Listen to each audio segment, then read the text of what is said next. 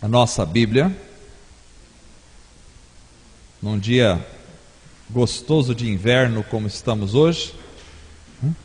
Não está nem tão frio, não está calor, está uma bênção, clima agradabilíssimo. Vamos abrir a nossa Bíblia em Mateus capítulo 6.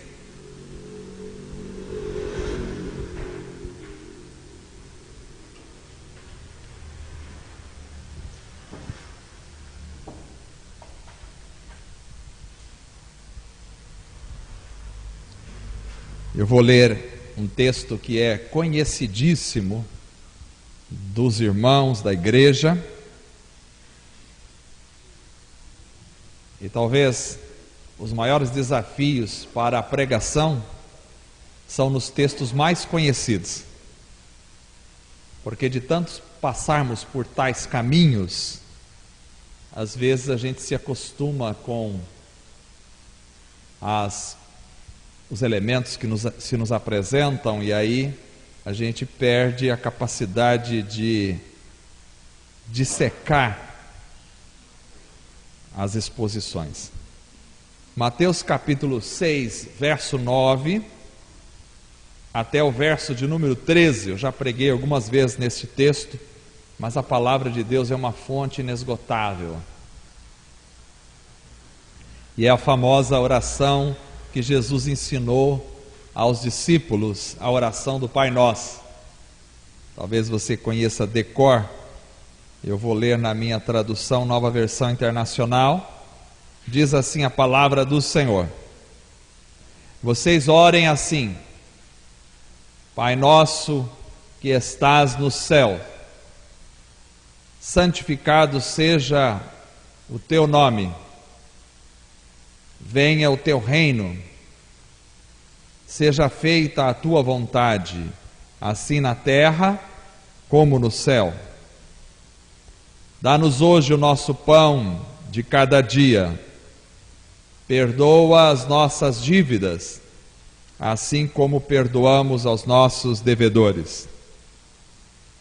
E não nos deixes cair em tentação, mas livra-nos do mal.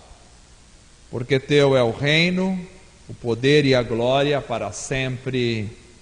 Amém. Graças a Deus por essa palavra maravilhosa. Vamos orar. Eu quero colocar em oração a vida do Léo, que vai fazer uma cirurgia cardíaca. Pedir ao Senhor pela vida dele. Deus é o Senhor poderoso, o médico dos médicos. Vamos orar pela vida da dona Josefa também. Queremos orar por ela que está hospitalizada, que Deus estenda as mãos sobre a vida daquela mulher. Vamos orar pela Adelina também, companheira da minha esposa aí de trabalho. Vamos orar pela vida dela. E os demais pedidos de oração, os irmãos coloquem diante do Senhor neste momento em que oramos. Curve a sua cabeça. Querido Pai, eterno Deus, Tu és Senhor Deus exaltado, maravilhoso, grandioso, glorioso. Que bom estarmos aqui esta noite para cultuarmos ao Senhor, para elevarmos a Ti, ó Deus, a nossa adoração, o nosso louvor, a nossa oração, a nossa atenção, a nossa devoção ao Senhor esta noite. Ó Deus, muito obrigado. Te agradeço pelo privilégio de estarmos juntos, pela comunhão da igreja, pelos irmãos que se reúnem, aqueles que não podem também estar conosco presencialmente, mas estão em espírito, estão nos acompanhando pela internet, estão ouvindo os áudios. Que tudo seja para a glória do Senhor. Abençoe os corações. Peço a Tua bênção, ó Pai, sobre a vida do Léo, que vai fazer essa cirurgia cardíaca. Tu és o médico dos médicos. Aquilo que pode ser tão difícil aos homens, para Ti nada é impossível. Tudo é possível para Ti, ó Deus. Abençoe a vida dele, abençoe a vida da irmã dele, a Adelina. Traga paz, tranquilidade ao coração. Abençoe também, ó Pai, a vida da dona Josefa, que está hospitalizada. O Senhor conhece o quadro dela, a situação. Pedimos a tua bênção sobre ela. Os demais pedidos que se fazem neste momento, cremos na tua palavra, cremos que a oração de um justo pode muito em seus efeitos. Somos justificados pelo sangue de Cristo Jesus, purificados, e por isso cremos que as orações que fazemos são ouvidas pelo Senhor, como nos garante a tua palavra. Senhor maravilhoso, abençoe a nossa nação, abençoe a nossa cidade, abençoe as demais nações que passam por este período tão difícil, por esse período de pandemia, por esse período onde muitas vidas são ceifadas, muita gente morrendo. Pedimos a Deus que o Senhor console os corações dos familiares que perdem seus entes queridos. Pedimos a tua bênção, ó Pai, sobre a vida do Ronaldo, que perdeu a mãe recentemente, o pai que está hospitalizado. Estenda as tuas mãos para consolá-lo. Abençoe o pai do Ronaldo onde estiver hospitalizado. Abençoe também a Luciane, sua esposa, ó Pai. Senhor amado, pedimos a Deus que estendas as tuas mãos sobre aqueles que estão hospitalizados, que padecem dessas enfermidades. Pedimos que o Senhor abençoe, ó Deus, os que estão desenvolvendo a vacina, que o Senhor possa dar graça, que o Senhor possa dar direcionamento, sabedoria, porque nós confiamos em Ti acima de qualquer ciência, acima de qualquer sabedoria humana, e muito acima está a infinita sabedoria do Senhor, e nós cremos e confiamos no Teu poder. Tu és a nossa esperança, a nossa rocha, a nossa fortaleza. Nós não colocamos a nossa confiança nos homens. Os homens nos decepcionam, os homens fracassam, os homens são falhos, pecadores, mas o Senhor é perfeito e maravilhoso. Nossa esperança está somente no Senhor. Tu és o nosso Deus.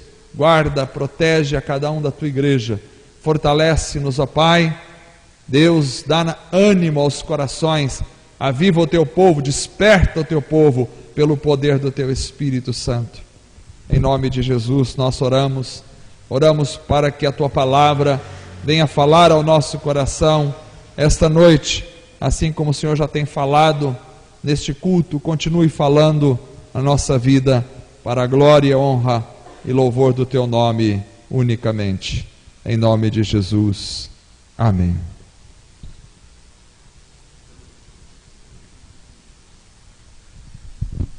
Amados, quero falar sobre a vida plena em Cristo Jesus. Particularmente, foi uma dificuldade para mim chegar a esta mensagem hoje. A palavra de Deus é viva, poderosa. Deus é maravilhoso e atua segundo Ele quer e como Ele quer, da forma que Ele quer. A palavra de Deus não é um livro comum que a gente lê e fala, bom, já sei o que eu vou falar. Tem dia que parece-me que a gente não acha nada e tem tanta coisa, porque prova a nossa dependência de Deus. Então, antes de fazer essa mensagem, eu comecei a fazer duas mensagens. Comecei a fazer a primeira mensagem, parei. Não é isso. Orei, comecei a segunda mensagem em outro texto, parei. Não é isso. Diz Deus, tenha misericórdia, eu não sei o que pregar hoje à noite. Acho que eu vou ligar para alguns dos meus irmãos aí para pregar no meu lugar. Mas aí veio essa mensagem e eu comecei a fazer, e creio que essa mensagem é a mensagem de Deus para o meu coração e para o seu coração. Eu creio, irmãos, que o plano de Deus para todos nós, indistintamente, para mim e para vocês, o plano de Deus é o de que nós devemos viver uma vida plena.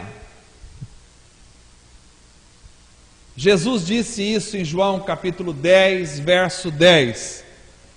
Eu vim para que tenham vida e a tenham plenamente. Vida abundante. Vida plena, essa é a proposta, me parece clara, de Jesus para nós.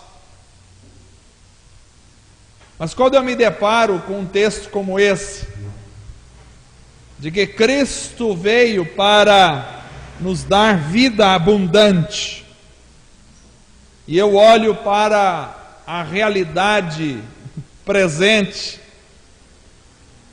eu fico um pouco chocado, porque infelizmente parece que a maioria das pessoas,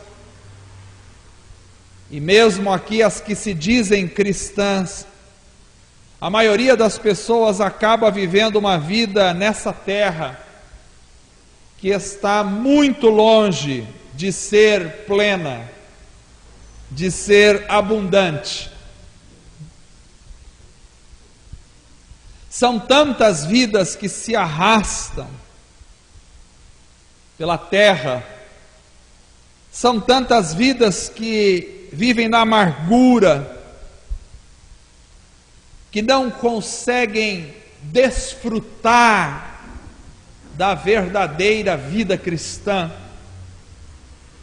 São tantas vidas que vivem na miséria emocional, na miséria espiritual, que não conseguem tocar na grandeza, que não conseguem alçar voos altos do ponto de vista espiritual, que chega a impressionar. Então essa noite eu quero pensar com vocês um pouquinho nesse texto, sobre algumas chaves que Jesus nos deixou na oração do Pai Nosso. Chaves estas que eu acredito abrirem a porta ou as portas de uma vida plena diante do Senhor. E o interessante é que a oração do Pai Nosso, que é tão conhecida, principalmente nos países ditos cristãos como o Brasil, a oração do Pai Nosso, que é tão conhecida, mas ao mesmo tempo me parece ser tão má utilizada, que nos leva a desconfiarmos se Jesus realmente teria dado a oração do Pai Nosso para que nós apenas a pronunciássemos ritmicamente e temporariamente.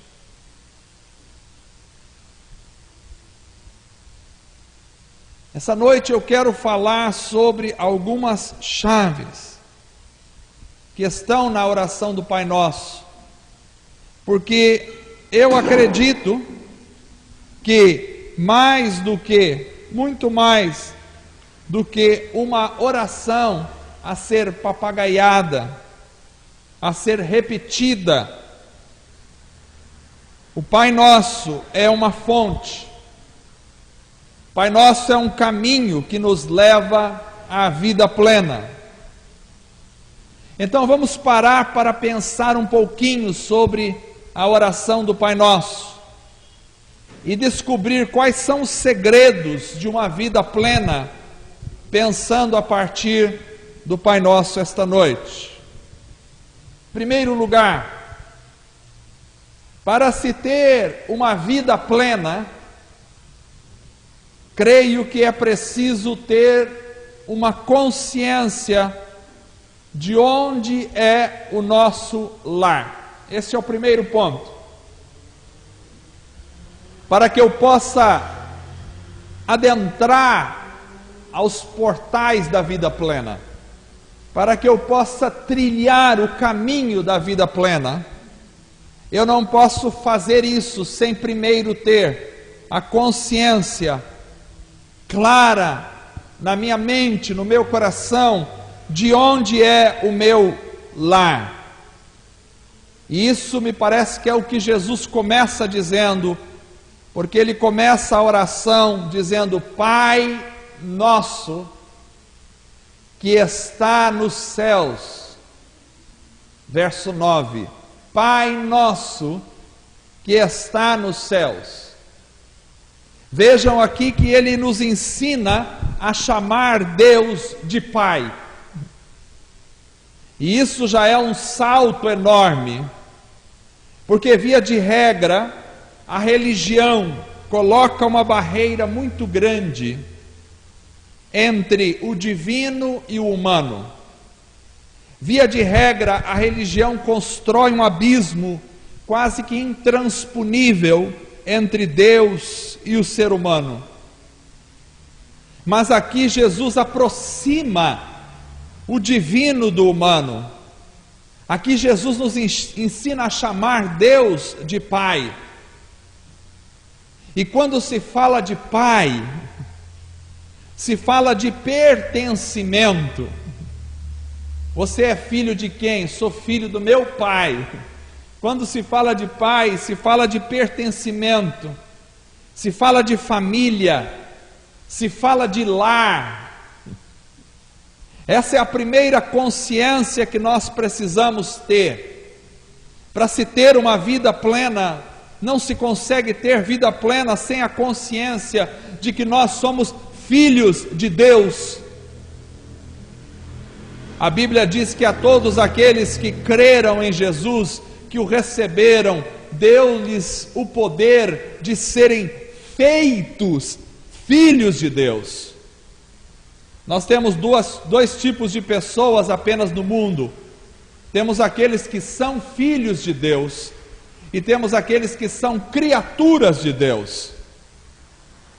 Criaturas de Deus todos os seres humanos são, mas filhos de Deus somente aqueles que se renderam a Jesus como seu único e suficiente Salvador e que foram transformados e que foram feitos filhos de Deus.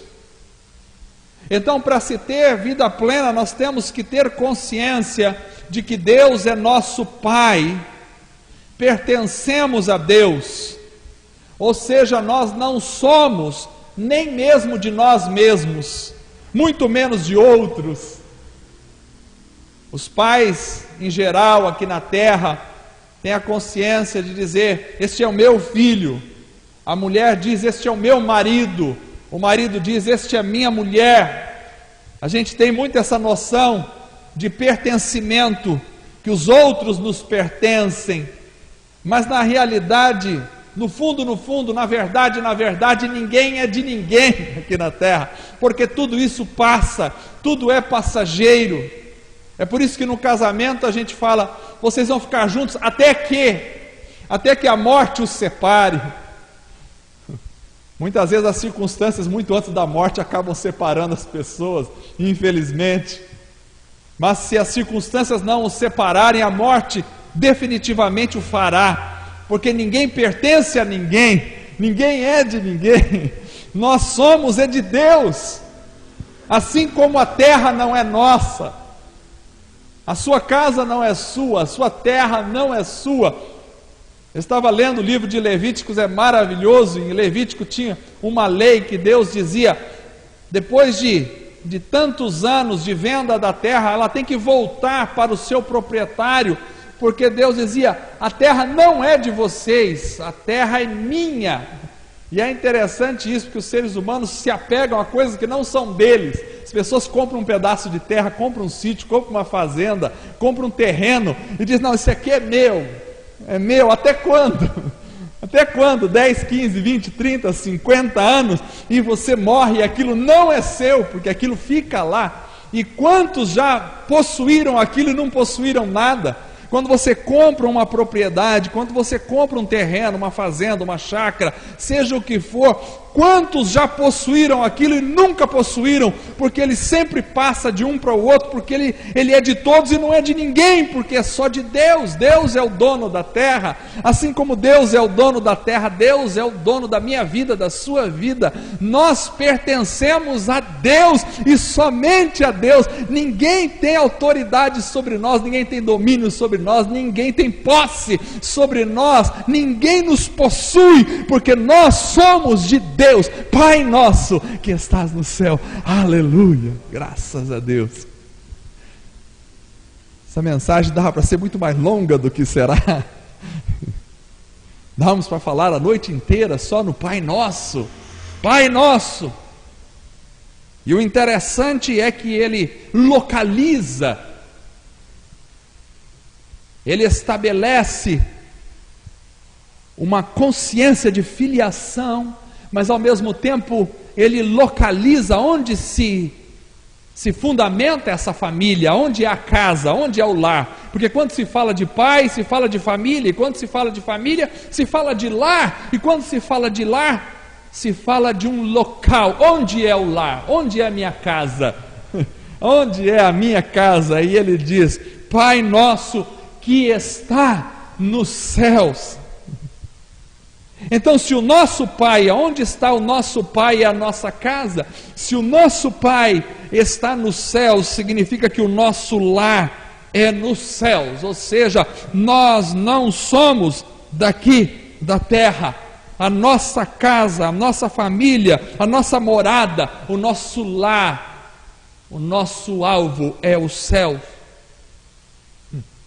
Irmãos, talvez a maioria das pessoas não consiga viver uma vida plena, porque elas não se conscientizam, ou elas não pertencem a Deus como filhos, ou elas não se conscientizam que pertencem a Deus, elas não se conscientizam de que elas têm uma família celestial.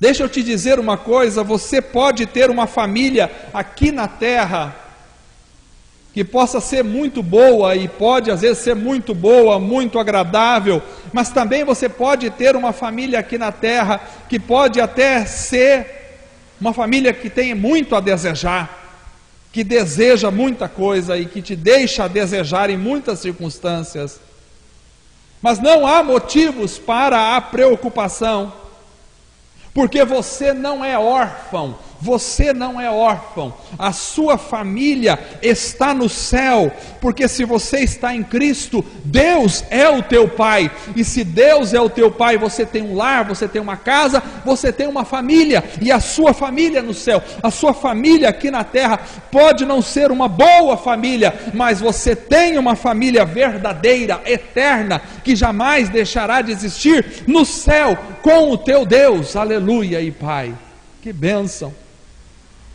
Uma das causas do estresse e do desânimo nessa vida é que as pessoas constituíram aqui o seu lar, constituíram aqui as suas esperanças, e elas lutam por isso aqui, e elas vivem aqui como se tivessem aqui a eternidade e jamais fossem passar daqui.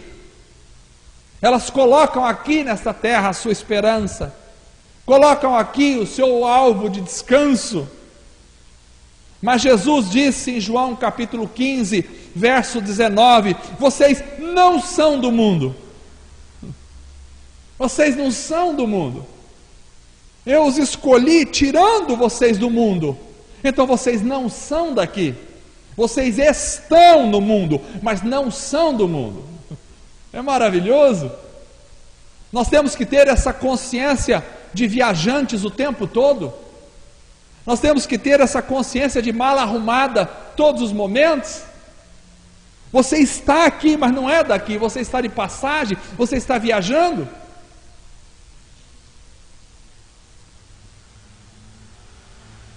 Até antes da pandemia, eu viajava bastante. E é gostoso estar em lugares onde você não é dali, porque você está ali, mas você sabe que você não é dali, você tem um lar para voltar. E você desfruta daqueles lugares, daquelas mesas, daquelas famílias, daquelas pessoas, você está em comunhão com eles ali, mas você não pertence ali. Você está sempre preparado para sair. E os problemas dali não são nem os seus problemas, porque você não pertence ali. Então nós estamos aqui, mas nós não pertencemos a este lugar, nós estamos de passagem.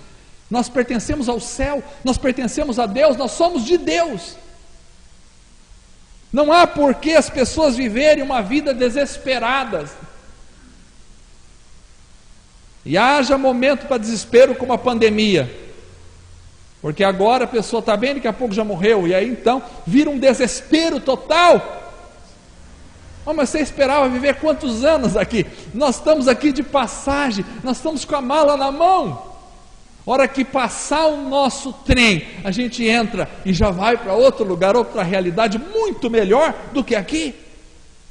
Enquanto estamos aqui, façamos bem aqui, mas estejamos sempre preparados para sair daqui, porque o nosso lar é outro lugar. Quem quer criar raízes aqui, traz dores de cabeça para si mesmo e angústias para a sua própria alma. Todos que acabam querendo fazer deste mundo um lar, acabam sendo atormentados por muitas dores. Segundo, para se ter vida plena, é preciso ter um nome para admirar. Primeiro, a consciência de pertencimento a Deus, consciência de pertencimento a outro lugar. Segundo, para ter vida plena eu preciso ter um nome para admirar. A segunda chave para vivermos a vida plena é esta. Mas preste atenção, esse nome para admirar não é o seu nome, nem o meu nome, nem o nome dos ídolos de futebol, nem o nome dos atores de filmes, de novelas, não, nem o nome dos políticos, não, nem o nome dos filósofos, não. Jesus ensinou os discípulos a orar: santificado seja o teu nome. Santificado seja o teu nome, ou seja, o nome de Deus é reverenciado. Santificado é separado, é colocado à par. O nome de Deus é separado, respeitado, exaltado, diferenciado. Olhem, nós temos um nome. Eu e você temos um nome, mas este nome não deve ser o alvo da nossa admiração.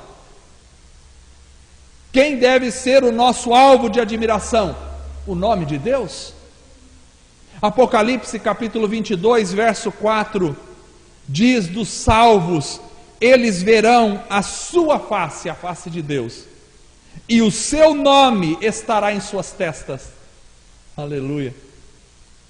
É o nome de Deus, não é o meu nome, não é o seu nome, não é o nome dos grandes deste mundo, é o nome de Deus que deve ser admirado. Irmãos, muitas pessoas vivem uma vida de angústias e tristezas, porque elas estão procurando ter um nome exaltado aqui na terra. Elas estão procurando ter um nome diferenciado.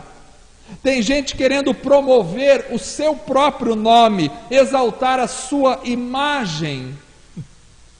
Mas o segredo para uma vida maravilhosa é viver para exaltar, para respeitar, para reverenciar unicamente o nome de Deus.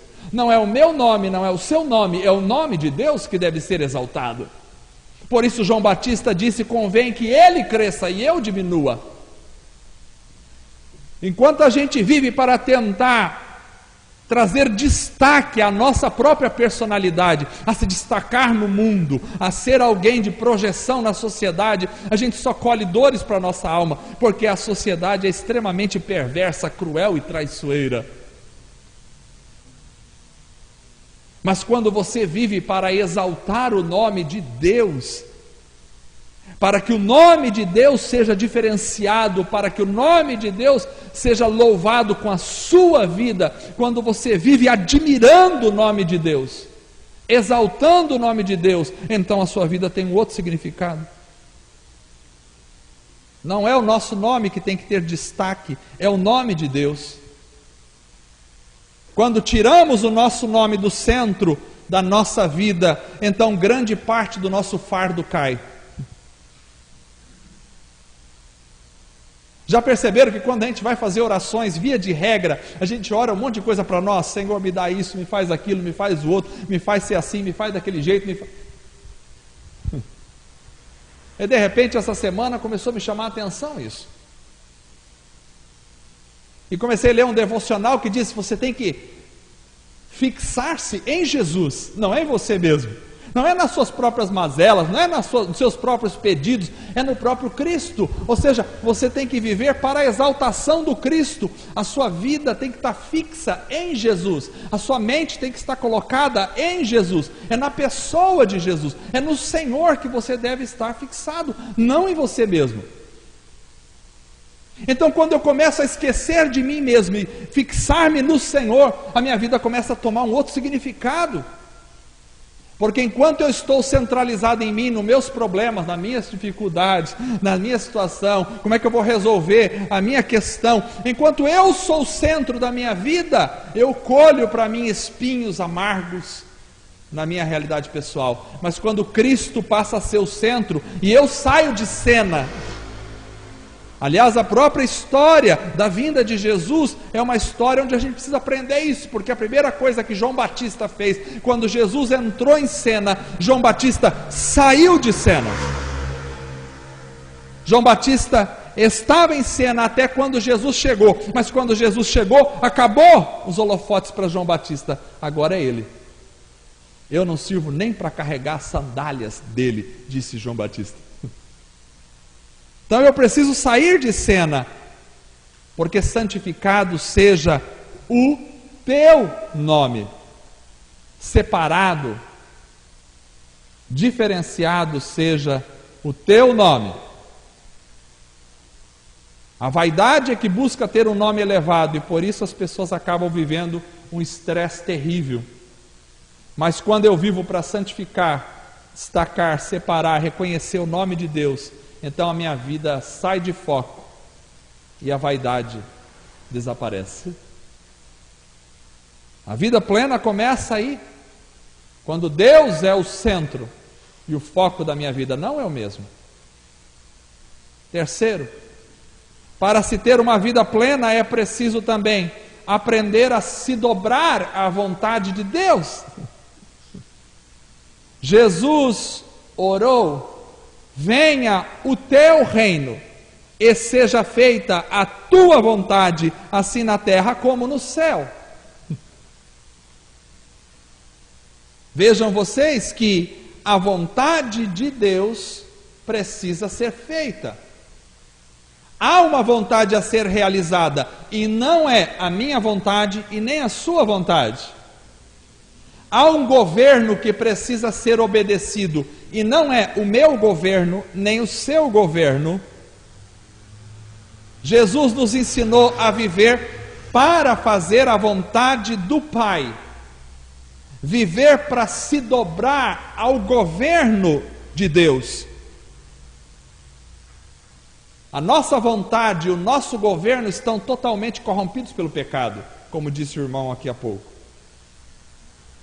Em Romanos capítulo 12, verso 2, nós lemos que a vontade de Deus é boa, agradável e perfeita, não a minha vontade. É a vontade de Deus que é boa, agradável e perfeita. Perfeita. Eu sou imperfeito, mas Deus é perfeito. E porque eu sou imperfeito, a minha vontade é imperfeita. E porque eu sou imperfeito, a minha vontade não é agradável nem boa. Mas porque Deus é perfeito, a vontade dele é agradável e boa. Então muita gente não consegue viver uma vida plena e abundante aqui na terra, porque eles querem de toda forma realizar as suas próprias vontades. E não é assim, desde que a gente é criança. Os maiores conflitos, quem é pai aqui sabe, quem é mãe, os maiores conflitos que um pai e uma mãe têm com os filhos é de fazer o filho se dobrar à vontade do pai ou da mãe. Porque as crianças, desde que começam a entender um pouquinho as coisas, já começam a querer fazer a própria vontade deles.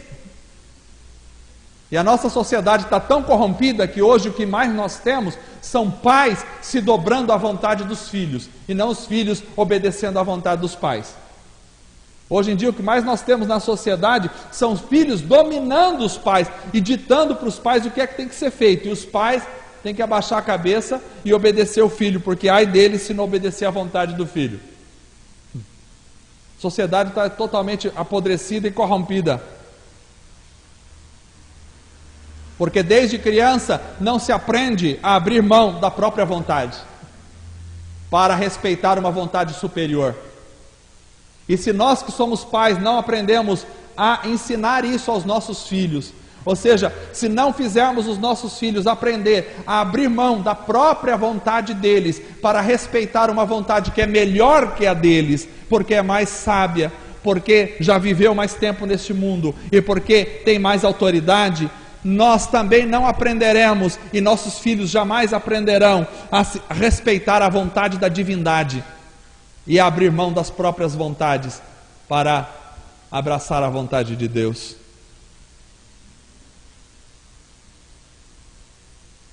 As pessoas não aprenderam a abrir mão do seu próprio governo das coisas, e por isso sempre acabam se frustrando. O governo humano é corrompido, é enganoso, e a vontade humana está cega em seus próprios pecados. A vontade humana está deturpada pelo mal, e nós não percebemos, humanamente falando, não percebemos o que é bom e agradável. É por isso que a gente faz tanta coisa que depois se arrepende. Meu Deus, por que eu entrei por essa? Eu pensei que era bom. A Bíblia diz: há caminhos que ao homem parece bom, mas o fim deles é de morte. Mas é muito difícil se dobrar, porque precisamos passar pela experiência da humildade. Se dobrar diante da vontade de Deus só pela conversão em Cristo Jesus. Senão a gente quer sempre fazer a nossa própria vontade. Mas aqui há um segredo: quando nós aprendemos a abrir mão da nossa própria vontade e se sujeitar à ordem suprema e ao governo de Deus, quando a gente aprende a ter prazer em viver a vontade de Deus e não a nossa própria vontade, quando a gente aprende a obedecer à vontade de Deus que está expressa na palavra, então nós começamos a dar passos largos para a vida plena.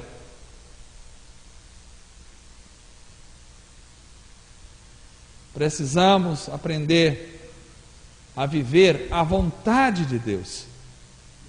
A minha vontade muitas vezes é retribuir o mal com o mal. A minha vontade muitas vezes é dar aquela resposta atravessada para aquela pessoa que, a meu ver, merecia aquela resposta, mas a vontade de Deus não é essa. A minha vontade muitas vezes é, quando alguém me ofende, ofender esta pessoa.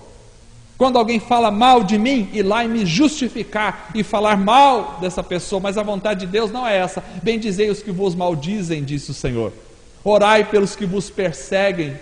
Amai os vossos inimigos. Se teu inimigo tem fome, dá-lhe de comer. Se tem sede, dá-lhe de beber. Esta é a vontade de Deus. Mas é difícil obedecer à vontade de Deus, porque a minha vontade muitas vezes é contrária à vontade de Deus. Mas seja feita a tua vontade. Existem apenas dois tipos de pessoas no mundo: os que vivem a vida plena e os que não conseguem nem sequer tocar na vida plena. Aqueles que aprenderam a se dobrar à vontade de Deus e a fazer a vontade de Deus, estes vivem uma vida plena.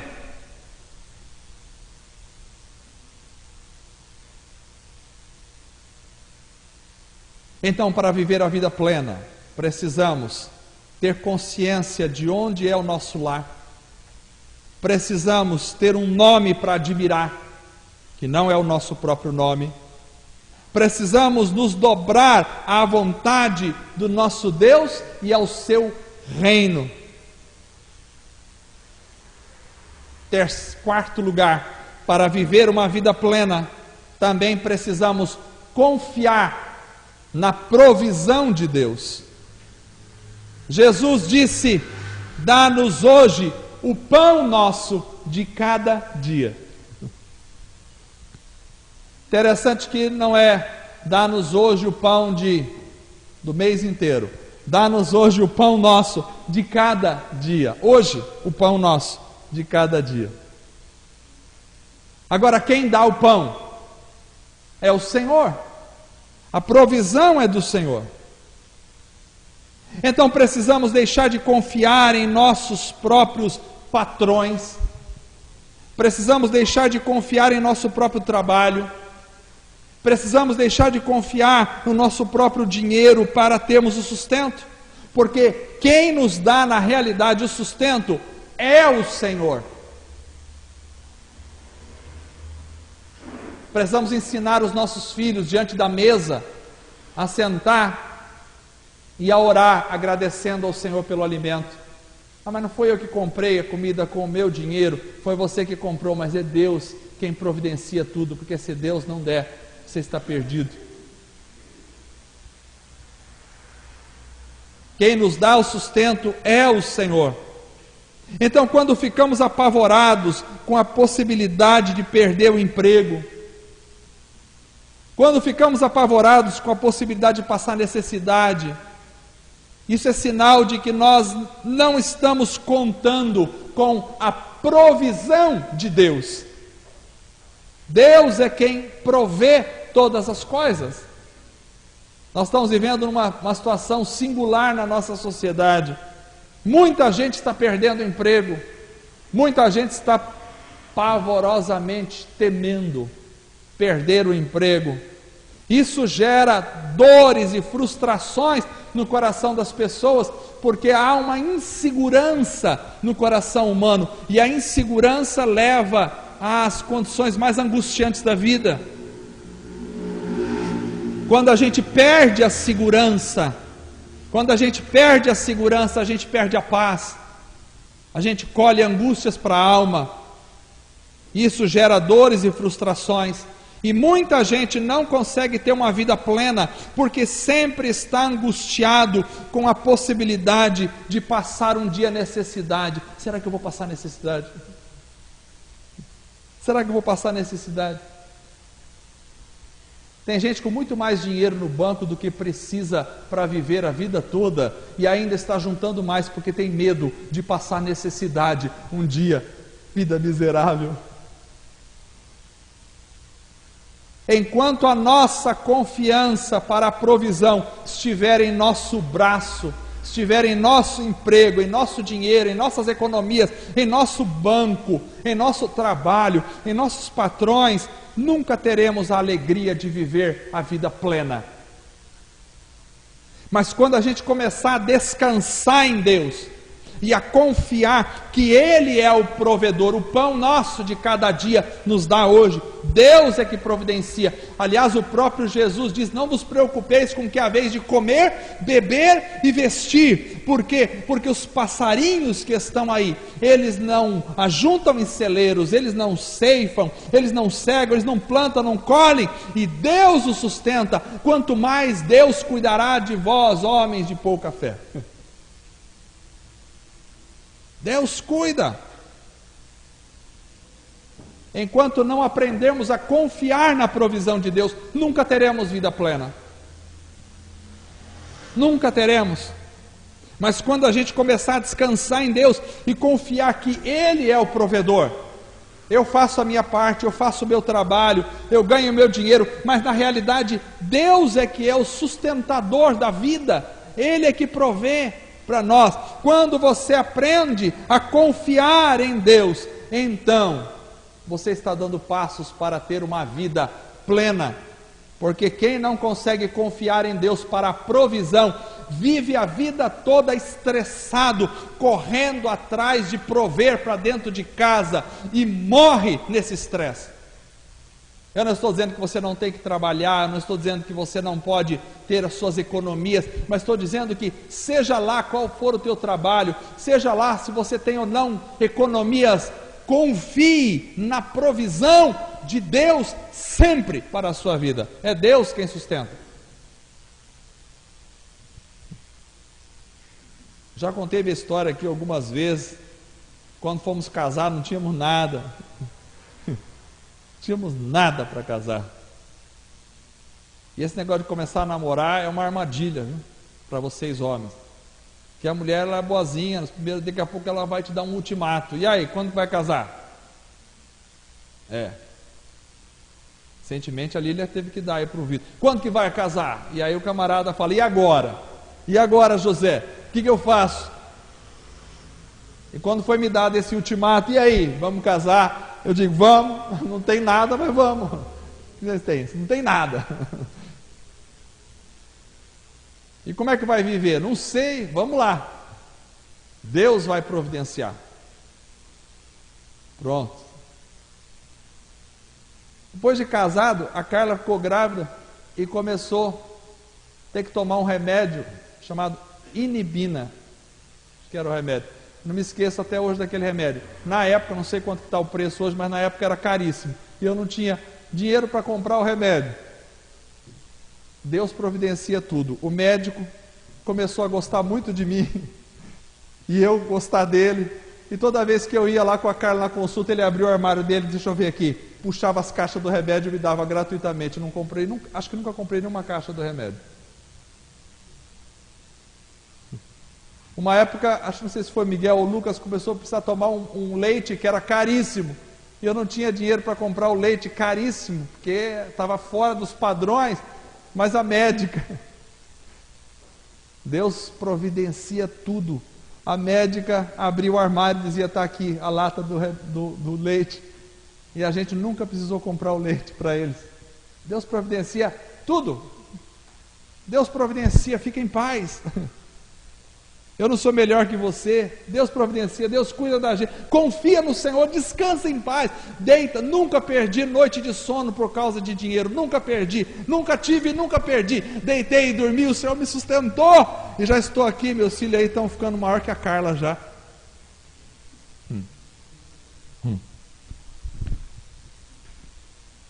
Deus vai cuidando da gente. Vida plena, confiança no Senhor total. Descansa em Deus. Outra chave para a vida plena, já estou acabando. Outra chave para a vida plena está na capacidade de pedir perdão e de perdoar. Isso é muito importante. Só isso aqui dava para falar a noite inteira. Capacidade de pedir perdão e de perdoar. Jesus nos ensinou a orar. Perdoa as nossas dívidas, assim como nós perdoamos os nossos devedores. Isso é muito importante. Precisamos primeiro nos conscientizar de que nós somos pecadores, como o irmão falou agora há pouco. Nós somos pecadores. Quem não enxerga o seu próprio pecado não consegue pedir perdão. Vai pedir perdão do que se não está vendo nenhum erro nele? Quem diz eu não tenho pecado nenhum, não mato, não roubo, não bebo, não fumo, então tenho pecado. Esse aí não está enxergando, está cego. Quanto mais próximo estou da luz, mais eu vejo os meus erros. Quanto mais longe eu estou de Deus, mais cego eu estou. Então, quem não enxerga o pecado não consegue pedir o perdão. A gente precisa se conscientizar dos nossos próprios pecados. A Bíblia diz que o Espírito Santo viria para conscientizar, para trazer à tona o mundo, o seu pecado, o pecado no mundo. Ele convencerá o mundo do pecado, da justiça e do juízo, diz o Senhor. Então precisamos que o Espírito Santo trabalhe em nós para ter consciência do nosso próprio pecado. Depois que temos consciência de que somos pecadores, eu peco, vocês pecam, o que a gente deve fazer? Se arrepender dos pecados. Arrepender é mudar de direção, pedir perdão ao Senhor. Então, para ter vida plena, eu preciso ser plenamente perdoado. Porque se eu não estiver plenamente perdoado por Deus, a vida plena está anos-luz de distância de mim. Agora, eu me sinto perdoado, sentir é uma coisa, saber é outra. Pode ser que você tenha feito um pecado e quando você pediu perdão, você não sentiu. Tem gente que vive de sentimento. Nós não vivemos de sentimento, nós vivemos pela fé. Você não precisa sentir que é perdoado. Você precisa saber que Deus te perdoa em Cristo Jesus. Quando você comete um pecado, seja ele qual for, peça perdão. Talvez o diabo vai dizer no seu ouvido: você pecou, está lembrado? Toda hora que você for orar, ele vai trazer de novo aquele: olha, lembra que você pecou? Como é que você pode querer orar agora? Você acabou de cometer aquele pecado lá atrás, você pecou. E você às vezes vai se sentir mal. Mas saiba que você não pode viver pelo seu sentimento, tem que viver pela sua fé, pelas certezas que você tem. E a Bíblia diz que se nós confessarmos os nossos pecados, Ele é fiel e justo para nos perdoar os pecados. Então Cristo nos perdoa de todos os pecados. Quando eu confesso, Ele perdoa. Pronto. Eu sei disso. Eu não preciso nem sentir. Eu sei que Ele me perdoa. Me agarro nisso. Fui perdoado. Mas agora tem uma coisa. Perdoa os nossos pecados assim como, comparativo, assim como nós perdoamos os nossos devedores. Então, para ter vida plena, eu não só preciso ser perdoado, como eu preciso perdoar. Porque se eu não perdoar, eu também não consigo ser perdoado por Deus. Eu preciso aprender a perdoar.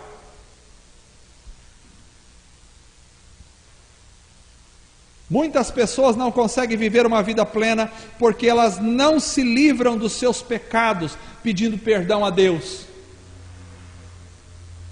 Outros têm dificuldade de perdoar. E porque têm dificuldade de perdoar, eles não conseguem viver uma vida plena, não conseguem tocar na vida plena. Para você viver plenamente, abundantemente a vida que Jesus deu para a igreja, você precisa perdoar. Ah, mas você não sabe o que Ele fez comigo. Perdoar não é sentir, perdoar é decidir. Você precisa decidir perdoar. Perdoar não é concordar com o que outra pessoa fez de errado. Perdoar é dizer: você não me deve mais nada emocionalmente, eu perdoo você, sua dívida está quitada. Você me machucou, mas a sua dívida comigo está quitada, eu te perdoo em nome de Jesus. Isso é perdoar. Tem muita gente que vive uma vida amarga, uma vida sofrida, uma vida angustiante, uma vida cheia de amargura na alma, e isso vai produzindo doenças psicossomáticas, doenças psíquicas, doenças da alma, do corpo, da vida, do espírito. São pessoas doentes porque não perdoam. Se você quer viver uma vida plena, não dá para viver sem o perdão. Quando você aprende a perdoar o que os outros fazem, alguém te falou alguma coisa que machucou, perdoa em nome de Jesus. Não espera nem pedir perdão, já vai perdoando. Perdoa em nome de Jesus. Perdoa, porque é assim que Deus faz com você. Deus te perdoa. Você precisa perdoar. O segredo de uma vida abençoada e plena é pedir perdão e perdoar. Mas tem muita gente que diz: não, eu sou o centro, alguém me magoou, alguém teve a ousadia de me magoar. Irmãos, o nosso Senhor, Criador dos céus e da terra, estava pendurado numa cruz, enquanto os homens, criados por Ele, estavam zombando dele, dizendo: ah, se você tem poder, desce da cruz aí, você não é o bom, desce aí agora, quero ver quem te salva. Os homens dizendo isso para o Criador. Jesus disse para os discípulos: guarda a espada, porque se eu quiser tem 12 legiões de anjos esperando pelo meu sinal para descer aqui. Um anjo só matou mais de 180 mil soldados. Um anjo. Numa noite, um anjo só matou. Jesus tinha mais de 12 legiões de anjos, só para ele fazer assim, e todo o planeta Terra seria destruído imediatamente. Sabe o que Jesus fez? Perdoa-lhes, porque não sabe o que fazem. Quem sou eu para não perdoar? Quem sou eu para não perdoar? Quem não perdoa vive na miséria emocional e espiritual. Último lugar para irmos embora.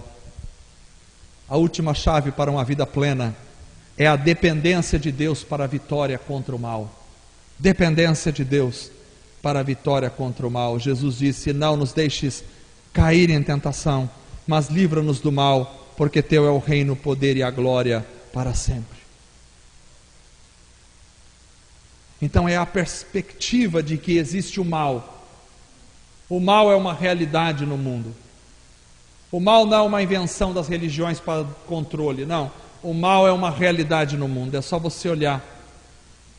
Mesmo nos lugares onde a religião não entra, o mal continua sendo presente. Quando se implantou o comunismo na China, os homens disseram: não, aqui com a gente é a lei de Karl Marx. Aqui nós vamos abolir, destruir toda a religião, porque a religião é o mal da humanidade. Ah, é? Mao Tse Tung, o líder chinês, ditador, matou milhões de pessoas de fome na China, sem religião. O mal continua lá, porque o mal existe.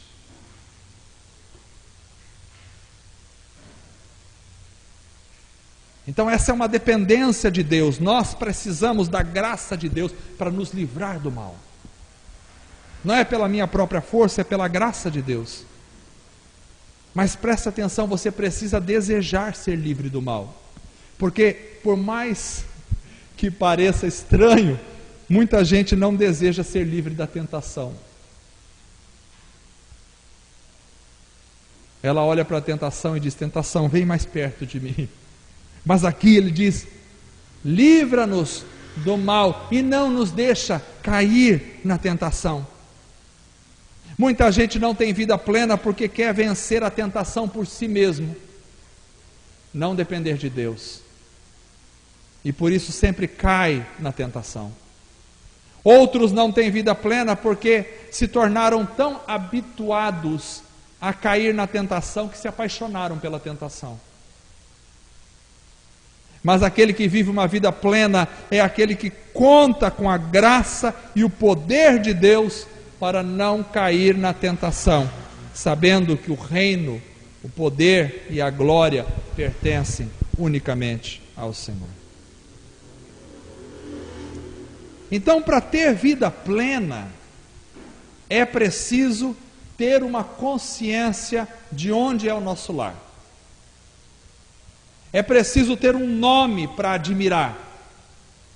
É preciso se dobrar à vontade e ao governo de Deus. É preciso confiar na provisão de Deus. É preciso ter capacidade de pedir perdão e perdoar. E é preciso depender de Deus para vencer o mal. Se isso estiver em mim, na prática diária da minha vida, todos os dias, então, com certeza, viverei uma vida plena. Vamos ficar em pé para orar.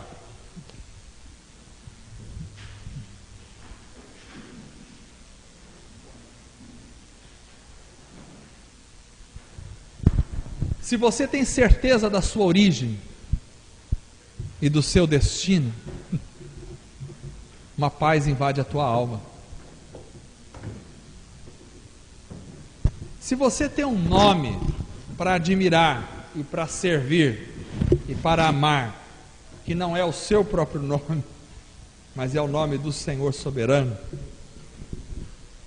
Se você tem uma vontade para servir, que não é a sua própria vontade, se você tem um provedor para confiar, que não é você mesmo,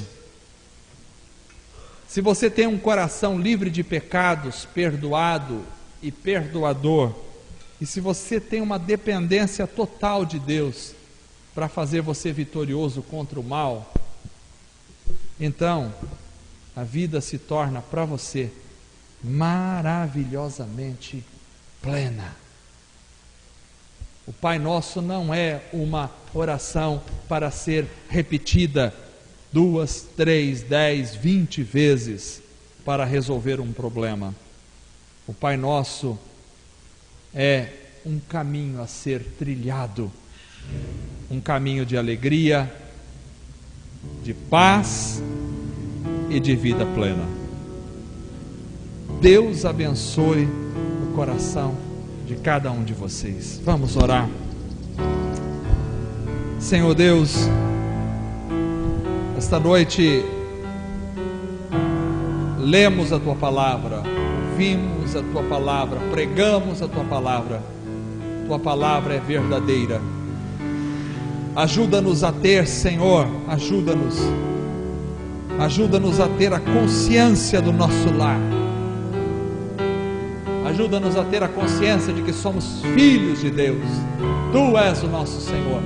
Tu estás em controle da nossa vida. Tu és o nosso Pai. Ajuda-nos a te chamar de Pai e a ter essa alegria de ser teu filho, de saber que o nosso lar é no céu. Ali é a nossa casa, ali é o nosso destino, é o nosso alvo, nossa família. Ajuda-nos a viver para admirar o teu nome, para louvar o teu nome. Oh Deus, não o nosso nome admirado, mas o teu nome. Convém que tu cresças e cada um de nós possamos diminuir. Ajuda-nos a fazer a tua vontade, a nos dobrarmos ao teu reino. Oh Senhor amado, ajuda-nos a nos dobrar diante de Ti cada dia. Ajuda-nos a crer na Tua provisão. Oh, o pão nosso de cada dia nos dai hoje. Ajuda-nos a confiar, apesar das circunstâncias, apesar de toda a escassez no mundo, apesar de todo o sofrimento. Ajuda-nos a confiar que Tu és o provedor. Não é o meu braço que provém, é o Senhor. Eu sou apenas um instrumento, mas é o Senhor. É o Senhor que detém toda a vida. Ajuda-nos, Senhor. Ajuda-nos, ó Deus, a viver para o Senhor. Ajuda-nos a perdoar. Oh, sabemos que somos perdoados pelo Senhor. Precisamos aplicar o perdão onde quer que estejamos. Ajuda-nos a viver uma vida confiando na Tua graça. Ó Deus, abençoe cada pessoa, libera os corações, liberta para que as pessoas possam perdoar, possam ser perdoadoras. Quebra o coração, traz humildade, traz alegria e paz na alma, para que as pessoas possam aprender a perdoar, Senhor. Deus, ajuda-nos a entender que o Senhor é o nosso Senhor e que é só o Senhor que pode nos livrar do mal, nos livrar de cair na tentação. Fortalece-nos a cada dia, que tenhamos vida plena, em nome de Jesus. Amém. Vamos cantar.